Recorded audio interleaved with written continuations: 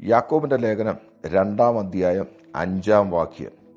ആ വാക്യത്തിൽ ഇങ്ങനെയാണ് യാക്കോബ് പറയുന്നത്: പ്രിയ സഹോദരന്മാരെ കേൾപ്പി, ദൈവം ലോകത്തിൽ ദരിദ്രരായവരെ വിശ്വാസത്തിൽ സമ്പന്നരും തന്നെ സ്നേഹിക്കുന്നവർക്ക് വാഗ്ദത്തം ചെയ്ത രാജ്യത്തിന്റെ അവകാശികളുമാകേണ്ടതിന് തെരഞ്ഞെടുത്തില്ലയോ.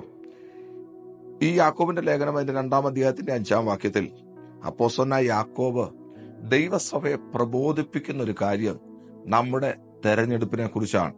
അതായത് വിശുദ്ധ തിരുവെഴുത്ത് നാം പഠിച്ചാൽ, വിശേഷാൽ പുതിയ നിയമഭാഗം നാം പഠിച്ചാൽ, സർവശക്തനായ ദൈവം നമ്മെ എന്തിന് തെരഞ്ഞെടുത്തുവെന്ന്, അതായത് നമ്മുടെ ഡിവൈൻ എലക്ഷൻ എന്താണ് എന്ന് പല ഉദ്ധരണികൾ പറയുന്നുണ്ട്. ആ ഉദ്ധരണികൾ പല കാര്യങ്ങൾ പറയുമ്പോൾ യാക്കോബ് ഈ ഒരു വാക്യത്തിൽ പറയുന്നത് നമ്മുടെ ഡിവൈൻ എലക്ഷൻ, നമ്മുടെ തെരഞ്ഞെടുപ്പ് 3 കാര്യങ്ങൾക്ക് വേണ്ടിയാണ്. ഒന്നാമത് അവിടെ തന്നെ കിടക്കുന്നത് നമ്മൾ പ്രത്യാശയിൽ സമൃദ്ധരാകാൻ വേണ്ടിയാണ്. 2 വിശ്വാസത്തിൽ സമ്പന്നരാകാൻ വേണ്ടിയാണ്. 3 ഇളകാത്ത ഒരു രാജ്യത്തിന് അവകാശികളാകാൻ വേണ്ടിയാണ്. അതിനകത്ത് പ്രധാനമായി ഇന്ന് ഞാൻ ചിന്തിക്കാൻ ആഗ്രഹിക്കുന്ന വിഷയം വിശ്വാസത്തിന്റെ സമ്പന്നത എന്നുള്ള വിഷയമാണ്. നമുക്കെല്ലാവർക്കും അറിയാം, യാക്കോബിന് വേദപഠിതാക്കൾ കൊടുത്തിരിക്കുന്ന പേര് പ്രവൃത്തികളുടെ അപ്പോസ്തലൻ എന്നാണ്. വിശ്വാസത്തെക്കുറിച്ച് പറഞ്ഞ പൗലോസിന് വിശ്വാസത്തിന്റെ അപ്പോസ്തലനെന്നും, സ്നേഹത്തെക്കുറിച്ച് പറഞ്ഞ യോഹന്നാന് സ്നേഹത്തിന്റെ അപ്പോസ്തലനെന്നും, പ്രത്യാശയെക്കുറിച്ച് പഠിപ്പിച്ച പത്രോസിന് പ്രത്യാശയുടെ അപ്പോസ്തലനെന്നും, അപ്പോൾ തന്നെ ഒരു ഭക്തന്റെ പ്രവൃത്തികളെ കുറിച്ച് പഠിപ്പിച്ച യാക്കോബിന് പ്രവൃത്തികളുടെ അപ്പോസ്തലനെന്നും വേദപഠിതാക്കൾ പേരുകൾ നൽകുന്നു. എന്നാൽ ഈ യാക്കോബ് പറയുന്ന പ്രവൃത്തികൾ കേവലം ഒരു പ്രവൃത്തിയല്ല. യാക്കോബ് പറയുന്ന പ്രവൃത്തികൾ വിശ്വാസത്തിന്റെ ആഴത്തിൽ നിന്നുള്ള പ്രവൃത്തികളാണ്. നമ്മൾ യാക്കോബിന്റെ ലേഖനം 5 അധ്യായങ്ങൾ നാം പഠിച്ചു കഴിഞ്ഞാൽ, യാക്കോബിന്റെ ലേഖനം 1-ാം അധ്യായത്തിൽ യാക്കോബ് പറയുന്നത് വിശ്വാസത്തിന്റെ പരിശോധനയെ കുറിച്ചാണ്. അതായത് വിശ്വാസത്തിന് പരിശോധന ഉണ്ട് എന്നുള്ളത്. ആ വാക്യം അത് 1-ാം അധ്യായത്തിൽ പറയുമ്പോൾ 2-ാം അധ്യായത്തിന്റെ 15-ാം വാക്യത്തിൽ യാക്കോബ് പറയുന്നത് വിശ്വാസത്തിന്റെ പ്രവൃത്തികളെ കുറിച്ചാണ്. എന്നാൽ 3-ാം അധ്യായത്തിലേക്ക് വരുമ്പോൾ യാക്കോബ് പറയുന്നത് വിശ്വാസത്തിന്റെ സംരക്ഷണത്തെ കുറിച്ചാണ്. 4-ാം അധ്യായത്തിൽ യാക്കോബ് പറയുന്നത് വിശ്വാസത്തിന്റെ സമർപ്പണത്തെ കുറിച്ചാണ്.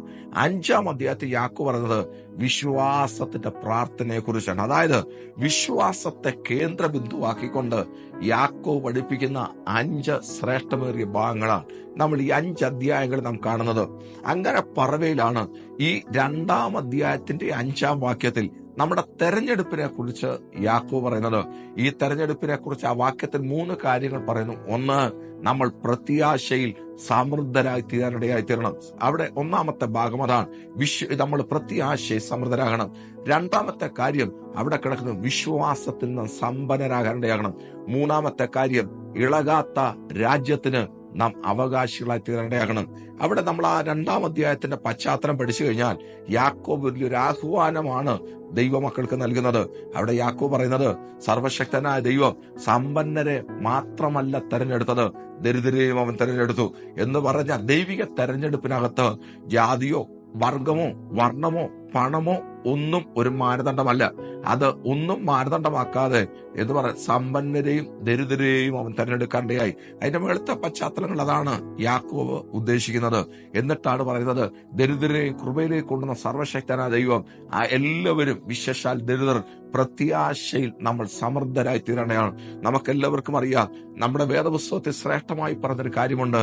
ദരിദ്രരായ നമ്മെ സമ്പന്നനാക്കാൻ സമ്പന്നനായവൻ ദരിദ്രനായി അവതരിക്കാനിടയായി എന്ന് പറഞ്ഞാൽ, പാട്ടുകാരൻ പറയുന്നത് പോലെ പട്ടുനൂൽ പുഴുവിനെ സൃഷ്ടിക്കുക മാത്രമല്ല, പട്ടുനൂൽ പുഴുവിന് പട്ടുനൂലുണ്ടാക്കാനുള്ള കഴിവ് കൊടുത്തവൻ, ആ പട്ടുനൂൽ പുഴുവിന് പട്ടുനൂലുണ്ടാക്കാനുള്ള കഴിവ് കൊടുത്തിട്ട് അതിനെക്കുറിച്ചുള്ള അറിവ് മാനവ കുലത്തിന് നൽകിയവൻ, അങ്ങനെ പട്ടുനൂൽ വസ്ത്രമുണ്ടാക്കാൻ ലോകത്തിന് ജ്ഞാനം നൽകിയ ദൈവം ഈ ലോകത്തിലേക്ക് ജഡാവതാരം എടുത്തപ്പോൾ അവന് ലഭിച്ചത് ഒരു പട്ടുനൂലിന്റെ വസ്ത്രമല്ല.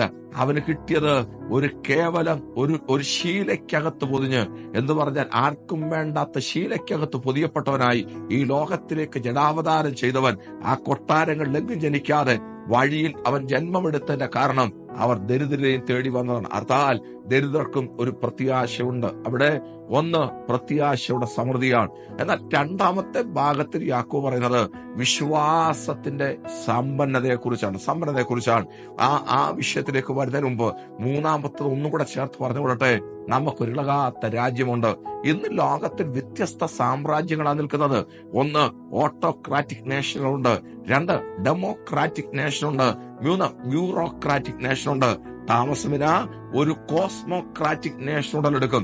ഇനി ഏത് നേഷനായാലും അതൊക്കെ മാറിപ്പോകുന്ന ഒരു കാലഘട്ടം വരും. എന്നാൽ ഒരിക്കലും ഇളകാത്തൊരു സാമ്രാജ്യം അത് തിയോക്രാറ്റിക് നേഷനാണ്. ദൈവാധിപത്യ ഭരണമാണ്. ആ ദൈവാധിപത്യ ഭരണത്തിനകത്ത് വെളിപ്പെടാൻ പോകുന്ന രാജ്യത്തിനും കൂടിയാണ് നമ്മെ തെരഞ്ഞെടുത്തത്. അങ്ങനെ പറയുന്ന മൂന്ന് കാര്യത്തിനകത്തെ രണ്ടാമത്തെ കാര്യമാണ് വിശ്വാസത്തിൽ നമ്മൾ സമ്പന്നരാകുക എന്നുള്ളത്. നമുക്കെല്ലാവർക്കും അറിയാം, ഈ ഒരുവൻ ദൈവകൃപയിലേക്ക് വന്നാൽ, യേശുവിനെ രക്ഷകനായി സ്വീകരിച്ച് അവൻ വിശ്വാസത്തിന്റെ പ്രാരംഭ ചുവട് വെക്കുമ്പോൾ അവനെ നമുക്ക് വിശ്വാസി എന്ന് വിളിക്കാം. എന്നാൽ വിശ്വാസിയായിരിക്കാനല്ല, വിശ്വാസത്തിൽ സമ്പന്നരായിരിക്കുക എന്നുള്ളതാണ് ഇവിടെ കിടക്കുന്ന വിഷയം. എന്താണ് വിശ്വാസത്തിന്റെ സമ്പന്നത എന്ന് ചോദിച്ചാൽ, യേശു പഠിപ്പിച്ച വിശ്വാസത്തിന്റെ 4 ഗ്രേഡുകളുണ്ട്. യേശു ചിലരെ നോക്കി വിളിച്ചത് അവിശ്വാസികളെ എന്നാണ്, അൺബിലീഫ്. എന്നാൽ യേശു മറ്റൊരു കൂട്ടരെ വിളിച്ചത് അല്പ വിശ്വാസികളെ എന്നാണ്. എന്ന് പറഞ്ഞാൽ മാൻ ഓഫ് ലിറ്റിൽ ഫെയ്ത്ത് എന്നാണ്, അല്പവിശ്വാസികൾ. മൂന്നാമത്തെ ഒരു കൂട്ടരെ വിളിച്ചത് വിശ്വാസികളെ എന്നാണ്. അതായത് മാർത്തെ നോക്കി യേശു പറഞ്ഞത് നീ വിശ്വസിച്ചാൽ ദൈവത്തിന്റെ മഹത്വം കാണുമെന്നാണ്. എന്നാൽ നാലാമത്തെ ഒരു കൂട്ടരെ നോക്കി യേശു പറഞ്ഞത് വലിയ വിശ്വാസികളെ എന്നാണ്, ഗ്രേറ്റ് ഫെയ്ത്ത്. ശ്രദ്ധിക്കണേ, അപ്പൊ വിശ്വാസത്തിന് യേശു വെച്ച 4 ഗ്രേഡുകളാണ്. 1 അവിശ്വാസം, 2 അല്പവിശ്വാസം, 3 വിശ്വാസം, 4 വലിയ വിശ്വാസം. ആ വലിയ വിശ്വാസം എന്ന് പറയുന്നത് എല്ലാവരെയും അല്ല, കർത്താവ് 1-2 പേരെ മാത്രം നോക്കി പറഞ്ഞതാണ്. ലോകത്തിന്റെ ഒരു സാധ്യതകളും ഇല്ലാതിരിക്കുമ്പോൾ, എല്ലാ സാധ്യതകളും അസ്തമിക്കപ്പെട്ടിരിക്കുന്ന കാലത്ത് എന്ന് പറയാൻ, സമയത്തിന്റെ അതുപോലെ കാലത്തിന്റെ എല്ലാ പ്രകൃതിയുടെയൊക്കെ സാധ്യതകൾ അസ്തമിച്ചിരിക്കുമ്പോൾ അതിനപ്പുറത്ത് കടന്ന് വിശ്വസ്തവരെ നോക്കിക്കൊണ്ട് യേശു വിളിച്ചത് ഗ്രേറ്റ് ഫെയ്ത്ത് എന്നാണ്. അങ്ങനെ നമുക്കൊരു കാര്യം പറയാം, എന്താണ് വിശ്വാസത്തിന്റെ സമ്പന്നത എന്ന് ചോദിച്ചാൽ, കേവലം നമ്മൾ വിശ്വാസത്തിന്റെ ഒരു ബാലപാഠത്തിൽ നിൽക്കുകയല്ല. സാധ്യതകളൊന്നുമില്ലെങ്കിലും എല്ലാം അസ്തമിച്ചെന്ന് പറയുന്ന സ്ഥാനത്തും വിശ്വാസത്താൽ പറയുന്ന ചില പദങ്ങൾ നമുക്കൊരു വാക്ക് ഉദാഹരണമായിട്ട് എടുക്കാം.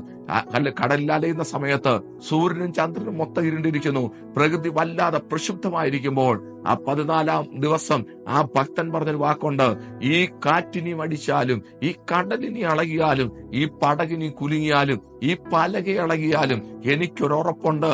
എന്നോടൊരുവൻ പറഞ്ഞവൻ, മാറ്റമില്ലാത്ത വാക്ക് പറഞ്ഞവനാ, അവൻ എന്നോട് പറഞ്ഞു, ഞാൻ നിന്നെ കൈസറ മുമ്പിൽ നിൽക്കും. സാധ്യതകൾ മൊത്തം വിരോധമാണെങ്കിലും എനിക്കറിയാം, എന്നോട് വാക്ക് പറഞ്ഞവൻ സകല ചരാചരങ്ങളെ സൃഷ്ടിച്ചവനാ.